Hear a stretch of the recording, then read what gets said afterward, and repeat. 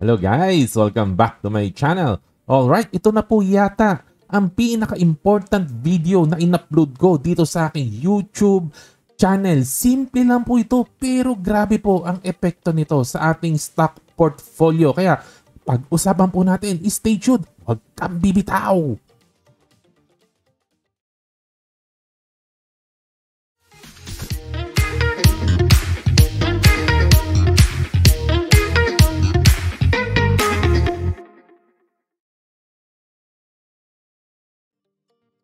Welcome back. Ayan, the one mistake, no, na talagang destroying, no, yung ating investment sa stocks. Ako po, suking-suki po ko nito. Madalas ko po talagang ginagawa ito. Kaya napansin ko at gusto ko po i-share sa inyo para hindi nyo na rin po maulit yung mga ganitong mistakes, no? Kasi halos lahat tayo, no, guilty po talaga dito. Halos lahat tayo guilty po dito. Nagagawa natin ito, no, paminsan-minsan, madalas at minsan paulit-ulit pa. Pero syempre, para mas maintindihan po natin, konting kwento po muna po, no? Okay, so imagine mo, ikaw ay isang 13-year-old na lalaki na high school, no? Okay, so busy ka sa pag-aaral. Sige, aral ka ng aral, busy ka, ganyan, no? Okay, sa buhay. Alright, at isang araw napansin mo, may isa kang kaklase, no, na napaka-cute niya at ang ganda-ganda ng kanyang ngiti. Wow! Nakaka-crush talaga, no? Cute siya, maganda siya, pero parang wala masyadong pumapansin sa kanya, no? Walang masyadong nanliligaw po sa kanya, pero ang ganda-ganda po niya, no? Okay naman, no? Okay naman saan ang buhay mo, kaya lang napapadalas ang pag-iisip mo sa kanya. Iisip ka ng isip sa kanya at lagi mo napipicture out yung kanyang cute na smile. Ang cute-cute niya talaga, no? Hanggang isang araw dumating na ang panahon na nakikita mo na siya sa lahat ng bagay. Paggising mo sa umaga, pag inom mo ng kape, nakikita mo siya dun sa kape. Pagkain mo ng almusal mo, dun sa yung top silog, nakikita mo yung mukha niya doon sa plato. Wow! In love ka na, tol. In love ka na, tol. Alright? So, niligawan mo si cute, no? Si cute is smiling face, no? Pero along the way na nililigawan mo itong si crush, no, may napapansin kayo, no, nung nakaka-interact mo na siya, parang may mga red flags na hindi mo gusto sa ugali niya. May nakikita ka pa konti-konti, no, pero hindi mo pinapansin kasi in love ka eh. Yung utak mo nandun sa kanyang cute na smile, no? So yung cute na smile niya, natakpan lahat ng red flags na nakikita mo. Natakpan yung mga hindi magagandang ugali na napapansin mo sa kanya. Pero isang araw, nalaman ng barkada mo na nililigawan mo itong si crush, pinigilan ka ng barkada mo. May babae man o lalaki na barkada mo, lahat sila sinasabi, wag yan tol, wag yan pre, wag yan tol, no? Hindi maganda yung si crush, no? Ayan, no? Pero hindi ka nakinig sa mga barkada mo, no? Kaya kasi nga is in love ka sa kanyang sobrang cute na smile, no? Hindi mo pinansin. At sinagot ka, naging mag-boyfriend, girlfriend kayo at naging masaya ka for a while hanggang isang araw lumabas pa din yung masasamang ugali ni crush at nag-aaway kayo madalas at isang araw nag-aaway kayo ng bonggang-bongga, ang tindi ng inyong away, no? At sabi ng nanay mo, naawa yung nanay mo kasi iyak ka ng iyak sa pag-aaway ninyo. Sabi ng nanay mo sa'yo, iwan mo na yan anak, maraming isda sa dagat. There are plenty of fish in the ocean, in the sea, in the river, in the batis. Marami pong isda po dyan, sabi ng nanay mo. Kaya lang, hindi mo pinansin ang sinabi ng nanay mo. Nagpatuloy ka hanggang sa pagtanda ninyo, no? Inasawa mo pa. At ngayong asawa mo na siya, sising-sisi ka. Kasi ang hirap-hirap ng buhay mo. Hirap na hirap ka na po dito sa iyong napangasawang crush. Alright? Ayan. So, ang tawag po sa ganitong bagay po ay infatuation, no? Isang term na maikakabit natin dito, yung infatuation.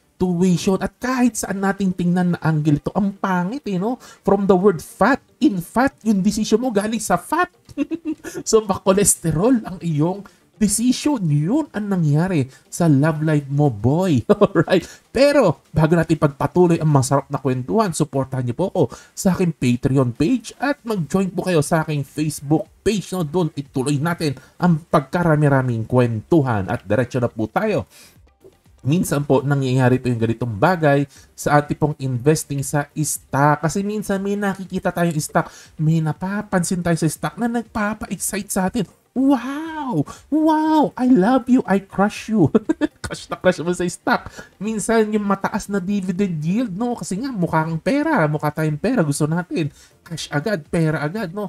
Ayun na, in love tayo. Ang taas ng dividend yield niya. Ito na talaga. Ito na. Mahal ko na to. Ang taas ng dividend yield. Ito na ang magiging retirement ko. Bibilhin ko na to. At hanggang tumanda ko, ito na talaga ang bubuhay sa akin, no? Minsan naman, napapansin mo, uy, ang ganda ng growth potential nito. Mag-grow ito ng pagkalaki-laki. Ito talaga, ang ganda-ganda ng growth potential po nito. Ano pa, minsan nakikita mo, ang mura niya. Grabe, napakamura yung stock na to. Bargain na, nag-crash na yung price. Ito na talaga, bibilin ko na talaga to. Ilo-load ko na ng maraming stock. Itong nakita ko nito, no? At minsan, kung ano-ano pang ibang metrics na makikita po natin. PE ratio, anumang bagay na makita niyo yung metrics, no? Sometimes, may nakikita isang bagay na gustong-gusto mo sa kanya at yun na in love ka na at doon ka na lang nakatingin yung mga mata na doon na lang nakatingin. Araw-araw yun ang iniisip mo, yung good quality na nakita mo, yung mataas na dividend yield. Talagang kinikilig ka araw-araw, nakikita mo sa kape mo, uy, dividends, ang taas ng dividends ko. Ayun, kumakain ka ng tapsilog, dividends pa rin ang nakikita mo. Yan ang nangyayari sa iyo, no? Ayan, isang araw, crush mo na yung stock na yan. Mamahal mo na yung stock na yan. Ayun, no? At minsan may napapansin kang red flags sa stocks na nakita mo. Ayun, minsan wala namang cash flow. O kaya minsan naman taas ng utang. May napapansin kang red flags pero ini-ignore mo yung mga red flags. Ayaw mong pansinin yung mga red flags. Doon ka nakatingin doon sa nagustuhan mo sa kanya, yung red flags, ayaw mo. Ayan, tapos naghahanap ka ng mga tao na mababasa mo o kaya mga YouTube channel, no? Na magaganda yung sinasabi sa stock na yan. Yun ang hinahanap mo. Naghahanap ka ng mga opinion na mag-a-agree sa'yo. Ang gusto mo yung mag-a-agree sa'yo. Ayun. Tapos pag may napanood ka, halimbawa napanood mo si Kalbo, no, na pinipintasan yung stock na gusto mo, nagagalit ka. Ay, nagagalit ka pag may namiminta sa stock na gusto mo. Ay, grabe ka siya. Grabe naman yan. And later on, ang kulit-kulit mo, pinagpilitan mo, bumili ka ng maraming stock na yan. And after 2 years, nagsisisi ka na. Bakit? Kasi down ka na ng 50%, 30%, 50%, minsan more pa. Down ka na. At ngayon, nangangamote ka na, stress ka na, di ka na makatulog, nagsisisi ka na talaga sa iyong mga life decisions. Ayan. Kasi hindi ka nakinig sa nanay mo. Hindi tayo nakinig sa nanay natin na maraming isda sa dagat. Ang dami-daming stock sa PSE na pagpipilitan, no? Pero nag-concentrate ka, nag-focus ka dun sa crush mo. Ayan. Kasi minsan, pwede ka naman tumingin from the same sector kung nasaan siya. Tingnan mo, marami pang stock doon. Tapos i-compare mo siya dun sa mga competitor niya. Gaano ba siya kaganda compare sa mga competitor niya? O halimbawa, may restaurant ka na gustuhan. Ayan, gusto mo yung restaurant na to. E di tingnan mo rin yung ibang restaurant. I-check mo, kamusta siya sa mga kasama niya. O bangko, may nagustuhan kang bangko. Kamusta naman siya compare sa ibang bangko? Dapat ganun eh. Dapat ganun tayo magtumira ng stocks no?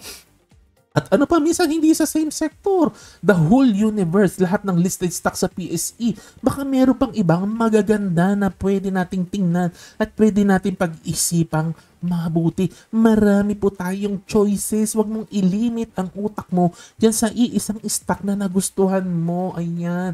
Kasi ang job po talaga natin, yung trabaho po natin bilang investor, dapat may checklist po tayo at very disciplined po tayo sa pagsunod sa ating checklist. Ayan, titingnan natin ito, mga sample checklist na, no? Nag-grow pa ba yung company na to?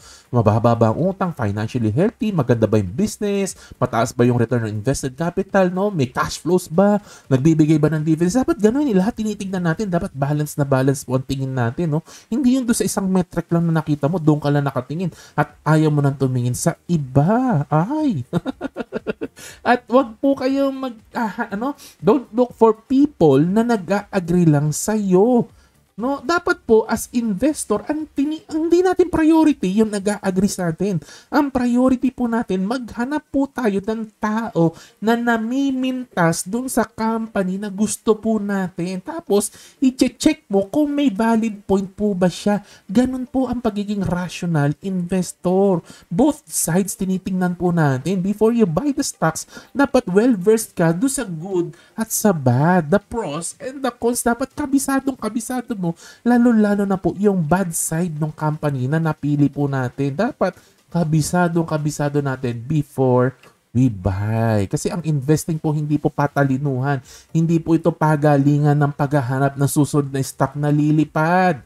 Ang investing po sa stocks, no, this is for our retirement, our old age. It's a marathon. Years and decades po ang pinag-uusapan. So, minimizing mistakes is the name of the game. Dapat mo ang tinitingnan natin yung mistake, doon tayo nakatingin talaga na dapat as we grow old, no, as we go through our investing journey, nababawasan ng ating mistake. Marathon nga kasi, bawal kang madapa kasi ang haba-haba pa ng takbuhan natin.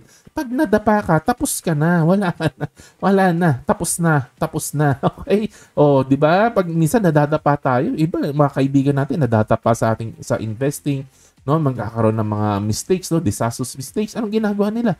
Nililiquidate na, hindi na nag-i-invest, ayaw na, humihinto na. Bakit? Nadapa eh. So, dapat talaga hindi po tayo nadadapa.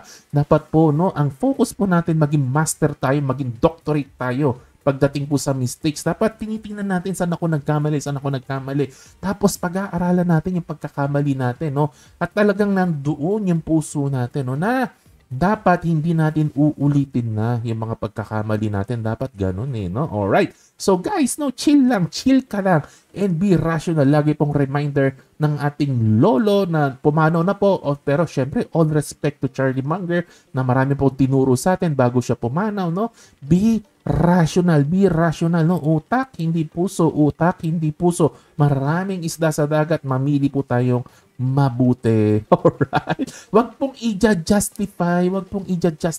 Dapat natural lang siya. Natural lang ang pag-ibig. Natural lang siyang lalabas talaga ng kusa. No? Hindi dapat gina-justify po yan. O, yun lang ang daldalan natin ngayon. Basahin niyo na lang po ang pagkarami-rami dating disclaimer. Like, subscribe, share, hit notification bell. Kwantuhan po tayo sa baba.